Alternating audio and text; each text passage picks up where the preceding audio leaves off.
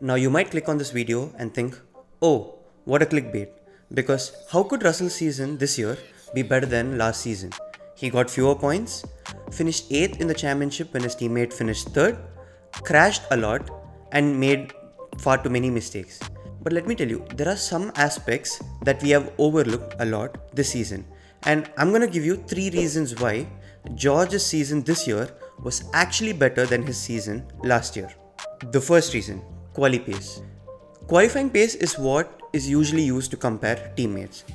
George last season lost 13-9 to Lewis, and that was despite the fact that Lewis was focused more on testing and improving the car in the first half of the season rather than looking for pure performance. This year, the gap was closer. It was 11-11, the only teammate pairing which were equal come the end of the season.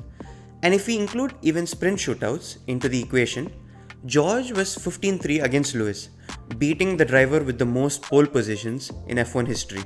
So that is a very good improvement. I don't think he can do much better than this because Lewis is a really good driver, but what he has done this year is pretty remarkable.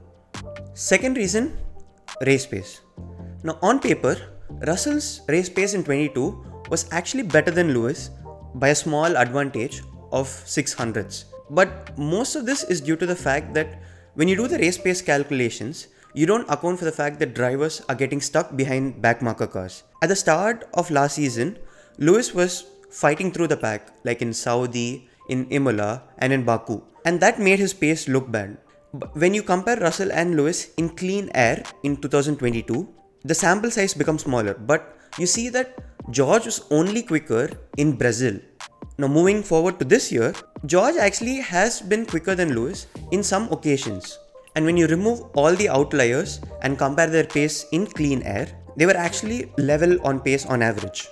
And George has done something this season which he could not manage to do last season, and that is to fight Lewis on track when they were both in equal tires and equal tire compounds. So last year, the only time that George overtook Lewis on track was in Miami and in Zandvoort when he was in much fresher tires. Yes, he did overtake Lewis in Abu Dhabi, but that was because Lewis had damage after his battle with Sainz. In this season, George had a wheel-to-wheel battle with Lewis in Japan and also was following him very closely in Brazil in the DRS.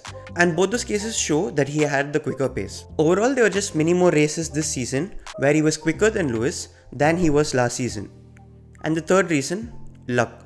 Now last year, George had many crashes, but only one DNF from those. But in most cases, the crashes affected other drivers than it affected himself. Due to some lap 1 incidents, he forced Perez and Sainz to retire, but he himself finished in a decent position in those races. This season, his crashes have affected him more. The DNF in Canada and in Singapore cost him P4 and P3 and a whole load of points. I mean, in terms of the number of mistakes he made, I think, a bit lesser mistakes this year, but because it was more costly, I think the media focused on him a lot more. And another reason was that last year was George's first year in a big team. So when he did those mistakes, people did not put a lot of pressure. Whereas in the second season, the pressure on him was a lot. And if you look at the bad luck other than crashes, George had 2 mechanical DNFs this season, and there were also a couple of incidents where crashes from other drivers affected him this year. Last season, he did not have much bad luck. In fact, he had a lot of good luck, especially from safety cars and virtual safety cars. Also, Lewis losing a lot of points because of bad luck actually made George look better than he was, as he was able to maintain the championship lead and finish ahead of Lewis. So overall, I would just say that a lot of good luck that George had last year actually made him look a lot better than he was. And conversely, a lot of bad luck this season made him look much worse than he actually was. I feel that he has improved his pace and performed better this season, but he still needs to improve and avoid more crashes. And if he does that, he will be a strong force to be reckoned with. That's it for this video.